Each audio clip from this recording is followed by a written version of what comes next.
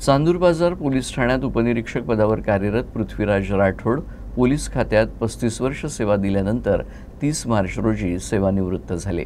त्यानिमित्त पोलीस ठाण्यात निरोप सत्कार समारंभाचं आयोजन करण्यात आलं होतं।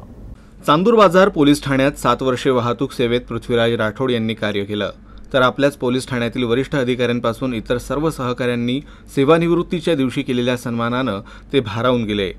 यावेळी उपस्थित असलेल्या त्यांच्या कुटुंबियांचं आणि इतर सहकाऱ्यांचे सुद्धा डोळे पाणावले होते। पोलीस खात्यात अनेक अडचणी आल्या, या सर्व अडचणींना मी सामोरा गेलो। वरिष्ठांपर्यंत माझ्याबाबत कोणतीही तक्रार गेली नाही। आपल्या कार्यकाळातील अनेक क्षण माझ्यासाठी अविस्मरणीय राहणार असल्याच्या भावना राठोड यांनी यावेळी व्यक्त केल्या।